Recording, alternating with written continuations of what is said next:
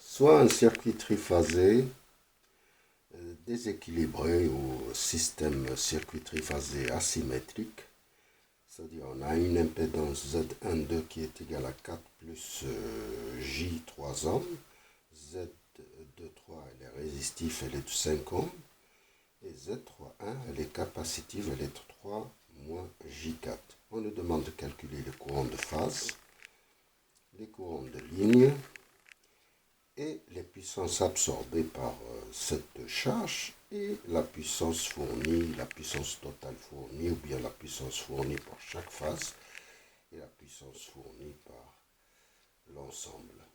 Alors, donc on peut commencer. Si on prend comme référence la tension simple V1, V1 qui est égal à V 0 degré, V2, si V2 c'est V moins 120 degrés, et V3 c'est V moins 240 degrés ou bien plus 120 degrés. Alors on voit que les tensions de composés, déjà géométriquement, on peut calculer ces angles-là. C'est-à-dire ici on a 30 degrés, ici on a 150 degrés, et ici on a moins 90 degrés. Géométriquement, si on trace l'étoile de cette façon, on a déjà les angles, ou bien on peut les calculer. VU12, c'est V1 moins V2. Donc ça, c'est des complexes. Généralement, on met quelque chose, une barre en bas ou bien en haut. Mais moi, je vais pas utiliser les barres parce que ça va compliquer un peu les choses. Donc ça, c'est U. La tension composée qui est de 400, la tension simple elle est de 231, donc 30 degrés. U23 c'est V2 moins V3 c'est U moins 90 degrés. Et U31 c'est V3 moins V1 et c'est U 150 degrés. On peut calculer déjà les courants de phase. J12 c'est UN2 sur ZN2. ZN2 c'est 5 et argument 36,87 degrés. Donc on a U 30 degrés sur 4, 5 et 36,87. Donc on a 80 puisque U il est de 480 moins 6,87 degrés en ampères. J23 c'est U23 sur Z23 qui est résistif. Donc c'est U moins 90 degrés sur 5, 0 degrés. Donc c'est 80 moins 90 degrés. Et puis le dernier c'est J31, c'est U31 sur Z31 et c'est U 150 degrés sur 5 moins 53 13 degrés. Ça nous donne 80 en ampères bien sûr. Et ici c'est combien? C'est 203,13 degrés. Voilà, on a calculé les courants simples, ou bien de phase. Maintenant, on pourra calculer, on pourra mettre ça en forme algébrique, ces courants. Voilà, c'est fait ici. 80 multiplié par cosinus de 6, 96, ça nous donne ça. 80 multiplié par sinus, ça nous donne ça. De même ici, c'est moins J80.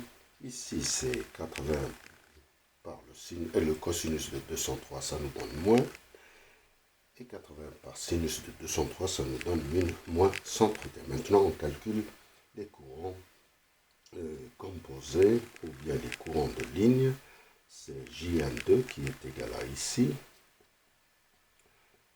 42 moins J 9,57 moins ça fait plus 73,57 plus J 31,42, ce qui nous donne un courant de, je l'ai écrit ici, c'est 153 plus J 21,85 et en forme polaire c'est 154,55 8 13 degrés.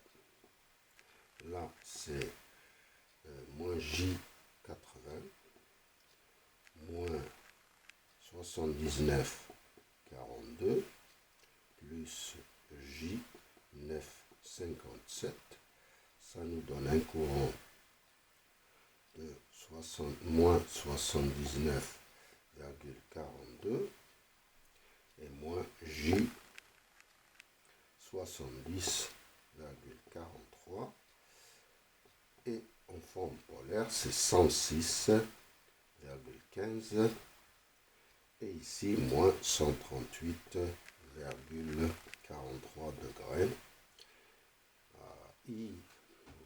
G3,1 c'est moins 73,57 moins J31,42 plus J80, c'est ça, et le résultat c'est moins 73,57 plus J combien 48,58 et en forme polaire c'est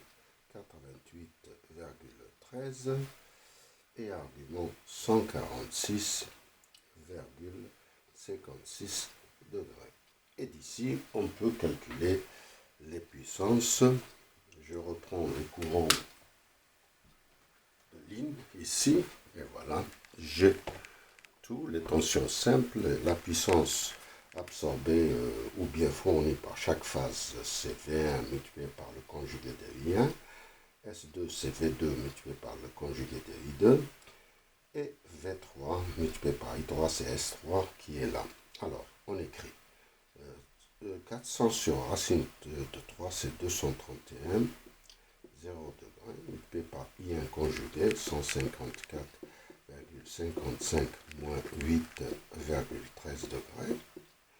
Ici c'est 231 moins 120 degrés multiplié par 106,15 plus 138,43 degrés. Et ici, c'est 231 moins 240 degrés multiplié par 88,13 moins 146,54. Et ça nous donne un résultat de 35 701,05 moins 8,13 degrés. Bien sûr, c'est en volt-ampère. Ici, ça nous donne 24 520,65. Vous pouvez vérifier les résultats, mais la méthode elle est bonne. 18,43 volt-ampère. Et ici, c'est 20 358,03. Argument moins 26,54 volt-ampère. Donc, on calcule P1, S2, S3 et S total qui va faire la somme. Ça, c'est P1 plus JQ1, P2 plus JQ2, P3 plus JQ3, et ici c'est P plus JQ. Donc P1 c'est